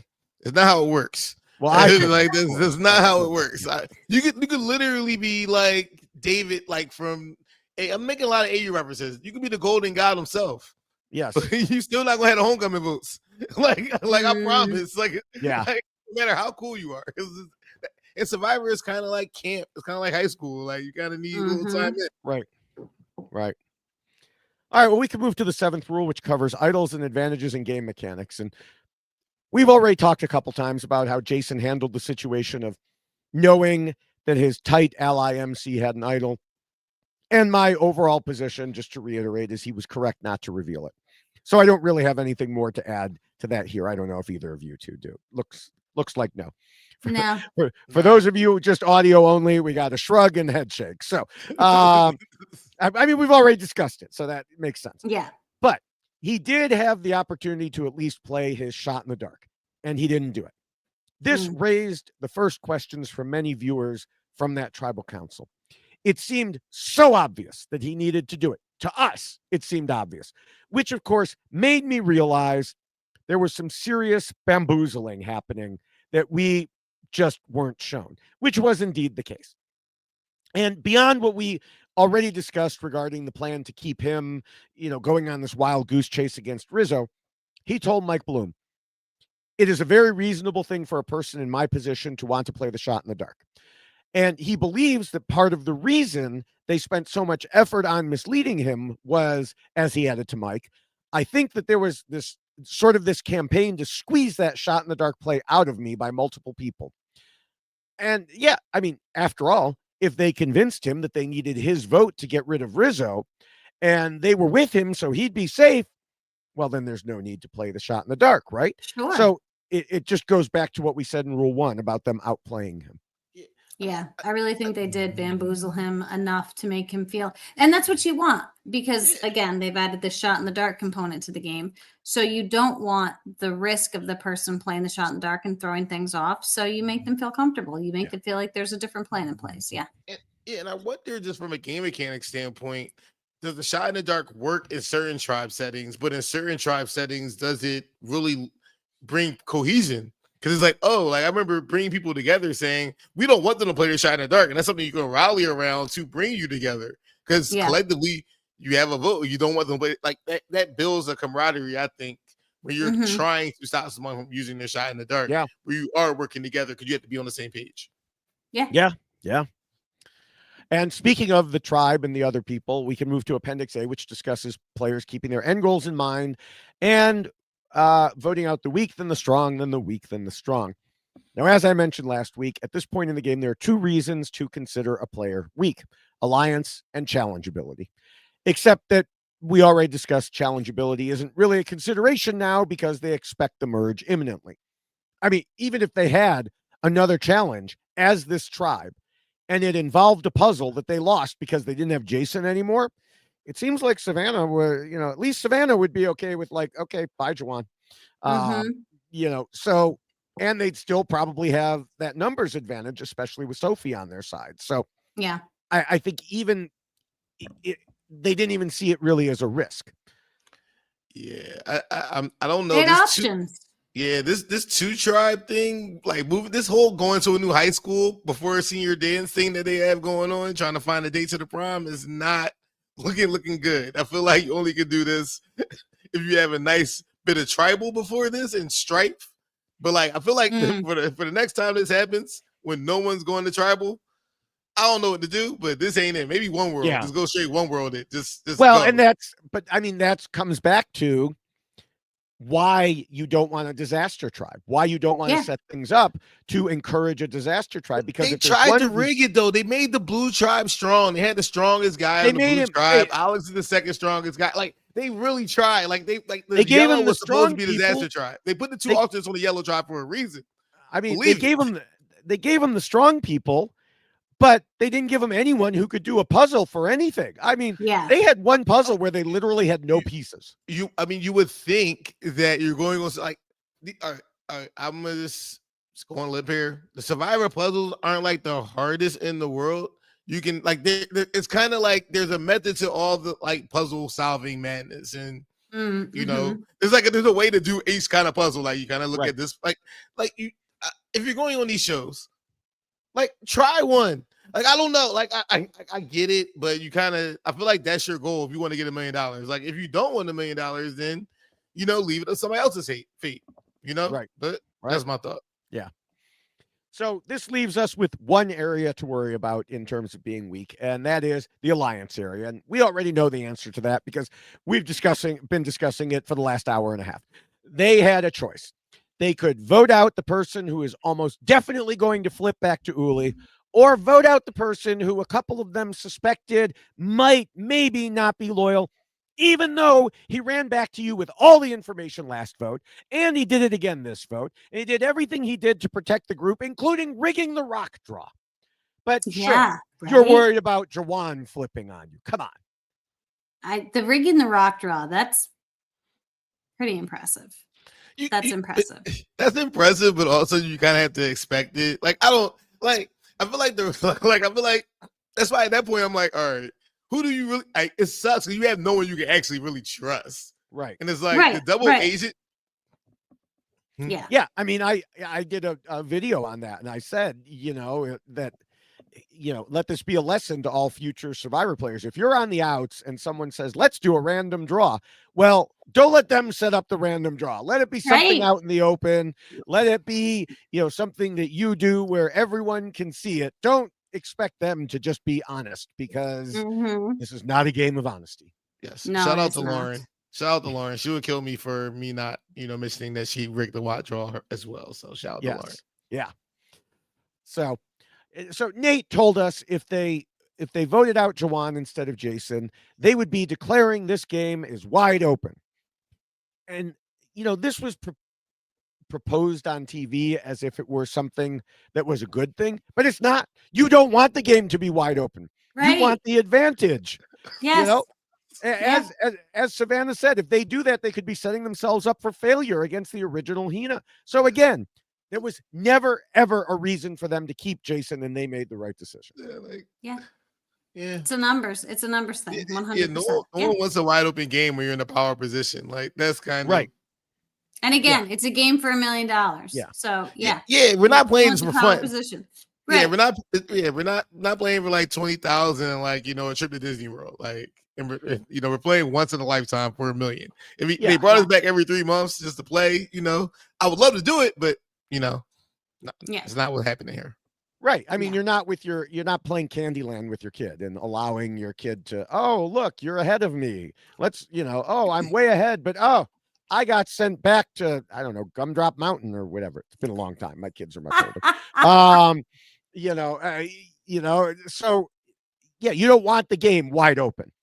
Right. But All right. Well, it is about time. I'm sure many people are going to see the length on this and be like, how could they talk about Jason for an hour and a half? Well, it's easy because Well, for half of that time, we didn't talk about Jason. right. But There was a lot of other stuff. yeah, but it is time to wrap things up about Jason. So, James, what are your final thoughts on him? Man, like I feel like Jason was a really good player. I feel like this was a new era curveball where I feel like if the situation arises in the future, knowing the players that we do have, that we will have some, I think this will cause to be a pioneering of some foolery during challenges, which I think will be interesting. Because I think when you see something in Survivor and now you know how it goes, everything changes afterwards. So I'm kind of excited for the future now. If we do one of these things where someone may just throw a challenge and see how that works. So I think he played a great game, killed the puzzles. I think he's got a bad bad beat. It happens sometimes. I don't like a tribe swap half. Once you start playing the game and you establish yourself, it sucks when arbitrary things happen regardless, not to your fault. Like it's not his fault. Yeah. They want to do this weird switcheroo in 49. Not his fault that there was a disaster tribe. So but great job. Love watching you play. Hope you get to play again. And yeah. Yeah, I really feel like Jason was like living his Survivor dream because it really was like the dream since he was an alternate, not supposed to be on the season, and then finding out all of a sudden he was. He prided himself on his adaptability in his pregame interviews. And I will say that Jason probably entered into the game with more excitement and just like, oh my gosh, like eyes wide open than most people do because he didn't have that time to really prep for it because he didn't expect to be playing. And I don't think that that worked against him. I think that it actually caused him to be more excited than I think most players are. And maybe that's what led to his really wanting to be like Hina Strong because he was so excited to be part of this tribe and so excited to be part of this group. And he found himself on a winning tribe, as Jason or was already mentioned. Jason wasn't on the losing tribe. He wasn't on that blue tribe that we all thought was going to do so well. And they ended up not doing so well. And so, unfortunately for Jason, even though the game was going well, you throw a swap in the way, and all of a sudden it wrecks things. And if you don't have the ability, even though he prided himself on being as adaptable as you need to be in that moment, you can find yourself on the outs. And he really did find himself on the outs. But we can look at someone like Sophie, who's not on the outs because Sophie did something different than what Jason did. And so, unfortunately, again, things are outside of his control, but there are certain things he could have controlled. Maybe he could have controlled that Hina component of himself. Put that in the box, put that away. I don't care about Hina anymore. And I just want to move forward with the group of people that I'm going to play this game with moving forward. But he wasn't able to do so. I really did enjoy Jason, though. He seems like an incredible human being, a very impressive human being with all of the things he's been able to accomplish. So kudos to you, Jason, for getting out there and finding out 10 hours before the game that you're going to play. I don't know how you actually process that, but that's incredibly impressive. So, yeah, sorry for the swap. Swaps can suck. They can also be great. Depends on how it falls. And unfortunately for Jason, it did not fall in his favor. Yeah. Well, Jason found himself in a really bad spot after the swap. He was at least lucky that Matt was there as well, so he had a one-person buffer to try to make something happen, but he wasn't able to do that. He started off with too much caginess as he tried to figure out his best path, but unfortunately for him, that path was to not be cagey from the start. With that said, even the best path he could hope for was a very rocky one. As he said at the start of this episode, I hope that we kick ass at the next couple challenges. And indeed, that was truly his best hope. But then there was no puzzle to save him. Was this Survivor episode exciting? No, not really. But sometimes that's what happens when people play the way they should. There are situations when a decision is obvious, and there just isn't much producers can do to mix things up, no matter how hard they try. And it sure didn't help that they planned the most boring journey ever on top of it. But none of that is Jason's fault. I know the episode made it seem like this was some big debate among Savannah and the other original Uli, but come on, it obviously wasn't. There's a reason we weren't shown Savannah's fake plan that had Jason running in circles. because we would have known it was all a ruse. It would have been obvious they were just duping Jason, and there would have been literally no suspense. Now, as I watched, I didn't think there was any suspense anyway, but I know some viewers took that red herring of the Jawan possibility a little more seriously than I did. The original Hina members simply did not believe that they could rely on Jason going forward. As I mentioned earlier, he had a very small chance of succeeding if he had handled the swap very, very differently from the get-go, and he had realized the true positioning of Jawan in the group. Even then, it was unlikely they would have kept him. He would have needed to go all in on convincing them that he was 100% with them going forward and had zero connections to the other side, despite all the chanting and Matt refusing to vote for him last time because of that original Hina bond. He was in a bad spot. And to ensure he didn't even have a 1 in 6 chance of making it through, he was out schemed by the combined work of 5 different people. And that is why Jason lost. Sorry, Jason. Yeah. Sorry. Yeah. There are not many times where it comes down to, be like this, but oof, this one was one of them. So, but there was still, hopefully a lot of things to discuss. Now, before we get to our predictions for next episode, I do want to mention that next week we will have another returning guest. We'll be moving from Survivor 43 to Survivor 44 as we are joined by runner-up Heidi Lagaris Greenblatt. Yes. Now, also note that because it's Halloween, we will be recording a little later than usual. So watch for it like Saturday afternoon or evening, depending on how schedules work. Yeah, we have to celebrate some Halloween on Friday. Well, we do, because you know what other season it is, Jessica. Oh, there they are. Candy corn season. Ugh, so gross. And you know James, what else please I found? don't tell me you're a candy corn fan. I mean, fan is a strong word, but I don't like will I eat some candy corn if it's in a jar at my doctor's office? Not doctor's office, but like a random maybe I'll try it, but Yeah, no, I can't. So, and then I also found this candy corn marshmallows. What? Yes, that's gross. I was looking for. They already taste bad. Why would you then put the bad flavor in a marshmallow? Well, see, here's the thing. When I tried these, they don't really taste like candy corn. I'm not really sure what they taste like. They're shaped like candy corn. They have candy corn colors. Just don't read the ingredients. It's kind of bad back there. Just don't read the back of the packaging in America. Like it's just it's very disappointing. Yes, it's scary. So, but we're not here to advertise candy corn. I just had to remind Jessica that it is candy corn. Of course, because it's candy corn and Peeps. Right. Yeah, unfortunately, they were out of the Halloween Peeps when I was looking, so I could have had that too. Damn it. Now, we do want to remind everyone, although we're not selling candy corn, we do sell posters of the rules and T-shirts with the poster design and T-shirts with the checklist design. So again, as I mentioned earlier, go to robhasawebsite.com/YXLostFeed and you can get any of those. Before you jump into where people can find us, James, where can people find you? So, J to the Jones on Instagram, J to the Jones on Twitter, J to the Jones on, I believe, TikTok. I'm trying to talk. I think it's J to the Jones on Twitch too, but that doesn't really get used too much. But you can find me. That's where I be. Blue Sky. I'm on Blue Sky, J to the Jones as well. Yeah. Trying to do better at tweeting and stuff about the show. I mainly just watch y'all go too crazy in the comments too much about takes and everything out there. So chill out, yo. It's a game. Like it's not life or death. Like, it's okay. People will recover. It's fine. Yeah, that's true. That's fair. Well, I am on at Jessica Lewis 89 on both Blue Sky and Twitter, and I am at Jessica Lewis 6789 on Instagram. My social media presence is rather calm at the moment. I am not one of those people that James is just referencing.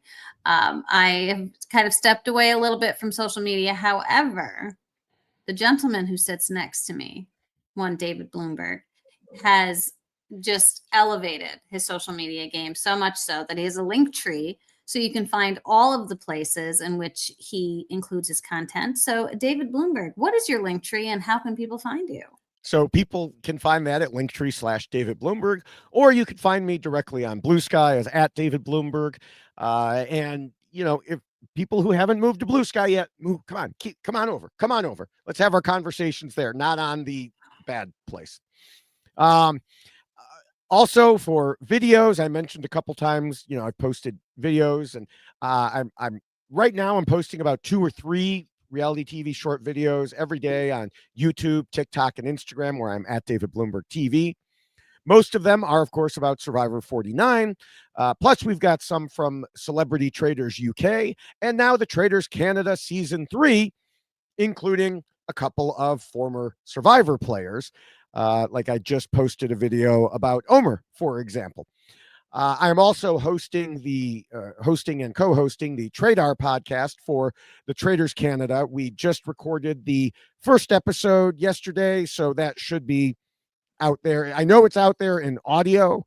It's coming to YouTube. It just takes a little longer to upload, I guess. But maybe by the time this is posted, it'll be close. So again, that's TRAIDAR for that. And then I'll be on for the UK, the Celebrity Traders UK, also on the Tradar next week and for the finale. So yeah, lots going on with overlapping happening there. All right. So speaking of lots happening, let's hope there's a lot more happening on the next episode of Survivor. And it looks like there will be, because we know from the preview that it appears there are new tribes, another swap, and in fact, there are 3 new tribes. Yay. So, yeah, Mike Bloom looked in depth and determined to the best of his ability that the tribes are as follows. We have Nunu Hina, has MC, Rizzo, Savannah, and Sophie with an I. Nunu Kelly has Jawan, Sage, Shannon, and Steven. And I want to say Nunu Uli, but there wasn't a new Uli, so maybe this is just, they're one new behind. They have Alex, Christina, Nate, and Sophie. So, my thoughts. MC in a 4-person challenge. MC is a challenge beast. Yes. I think she will ensure that Hina is fine. Mm-hmm. I feel like Uli has the potential to be the weakest in a challenge. But I also think that Kelly, the people in Kelly, have the opposite of whatever plot armor is. You know how some people are like, oh, that person's never going, either a character on a show or on a reality show. They have too much plot armor. I think we have seen too much about Shannon and Sage for it not to happen soon. And so I think because of that reason, just simply trying to read the edit, I think that is the tribe that loses. And of course, once they do, it should be pretty obvious what happens. Steven will bring Jawan along, and it will be 3 votes against Shannon, and she will be shocked as she is blindsided while thinking that everyone was on her side except for Sage. So that is my thought. Now, there was also mentioned, there was a preview at the beginning of the season about another possible medevac, and there was a press release that suggested the Heat gets the better of someone. Doesn't outright say that there's a medevac, but so there could be a medevac. I don't think it will come. I mean, depending on, I guess it must happen during the challenge. So if there's a medevac during the challenge, it's possible that they don't go to tribal council, because I don't know that the structure that they have in place can survive another extra person going out. Sure. So, that could ruin my whole plan, but I'm still going to say that Shannon goes. I love what you've put together, and I wholeheartedly agree, actually, because you're just trying to jump on board the bandwagon because I've gotten 3 in a row right. Well, I should, right? Because I'm not good at this, but I also do think, just looking at the structure of the tribes themselves, I do think that just challenge wise, that red is likely, I'm doing colors, going to be stronger than blue, because you do have some combinations there that I think would lead. I mean, it's going to be close, but yeah, I do think that we have seen so much of the Shannon Sage, and we all kind of were. It seemed like production was really piling it on very thick this episode. So I feel like there is a necessity or a reason for it. So it would make sense if that was happening next week.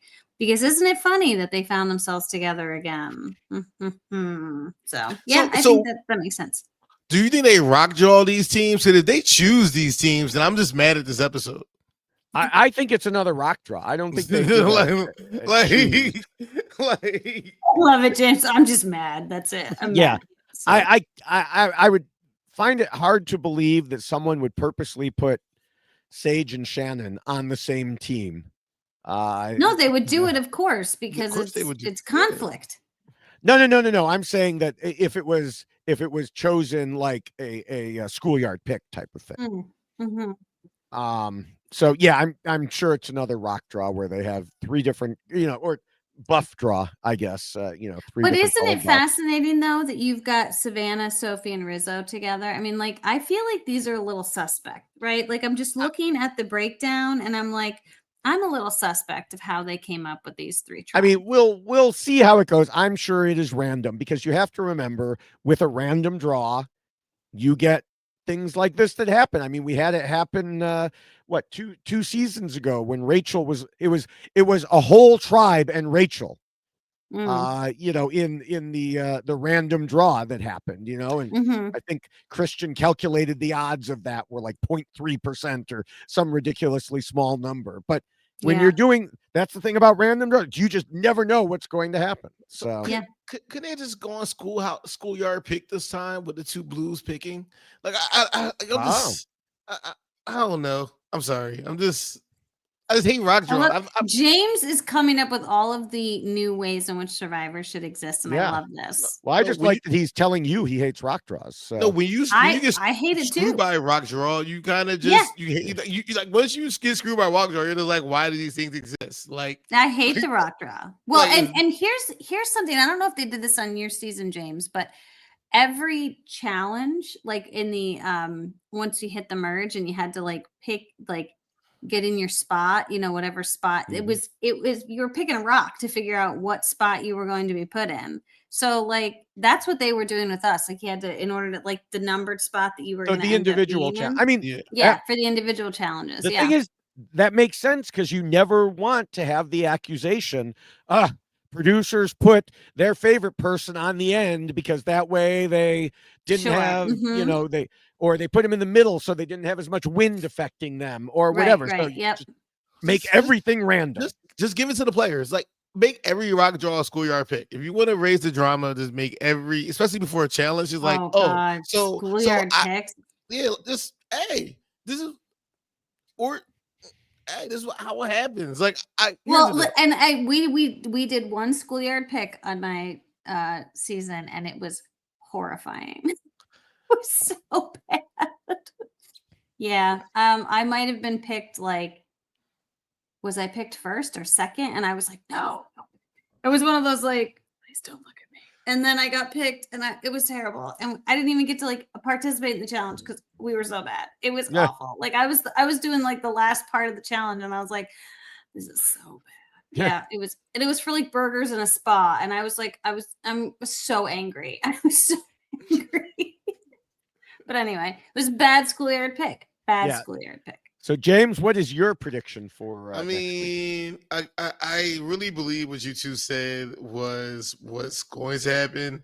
I'm trying to think of the most interesting television could quite possibly be New Hina losing and Rizzo, Savannah, and Sophie trying to stop MC from getting a idol. I think that would be the most interesting type of television where, like, I feel like the idol probably doesn't have to have a iron weight attached to it. I hope it's not. If this MC idol is harder than whatever Rizzo's was, like whatever, I would feel so bad. But I think this is Shannon's swan song. But I hope for Hina loss for a just entertaining tribal, but I do like MC. So sorry, Shannon. You and God will be getting high. All right. Well, as we wrap up, I want to encourage Oh, people to check out goodness. the RHAP patron program at robhasawebsite.com/patron. You can get access to all the special podcasts put out just for patrons, plus Facebook groups and Discord. And of course, you support shows like ours and everything on the network at robhasawebsite.com/patron. And make sure you're subscribed to all of the RHAP Survivor podcasts by going to weknowsurvivor.com. You can see all of the various Survivor podcasts there, select your podcast service of choice, and get all this great content like us, the Know-It-Alls, the B&Bs, Survivor Global, and more. So, make sure you subscribe and become a patron. You definitely should. And we would like to thank everyone at RHAP for all of the incredible work that you do. Scott and Jess, thank you for leading the team. The RHAP people do so much work. They create so much incredible content, as David was just discussing. So thank you to everyone who works behind the scenes to get all of the work done. Thank you to Will from America for the theme song that you do hear on the audio version of the Why Blank Lost podcast. It is lovely and catchy, and it's a great tune. And thank you, James, for joining us today. This has been lovely and fun. We appreciate having you as always. And I'm loving your ideas for the upcoming seasons of Survivor. So, Jeff Probst, we know you listen to us. Perhaps you should start listening to James as well. That's right. I mean, we hire know. James. If you're not going to hire us, hire James. Right. Or hire all three of us. What the heck? Right. Yes. Let me add my thanks, James. I'm sorry it wasn't a more strategically exciting episode, and yet we got almost 2 hours out of it. So, go figure. So yes, thank you very much, Jessica. Thank you, of course, and hopefully at some point, sometime soon, we'll get something where it's not quite as obvious and we can discuss it a little bit more. So as I mentioned, next week we will have Heidi on. James, thanks again. Thanks for having me. Love coming on here. It's always a blast. So appreciate it. Yeah. Truly. Excellent. We appreciate it too. So we will see everyone in a week. And until then, on social media. Bye. Bye. This is RHAP. We know reality TV.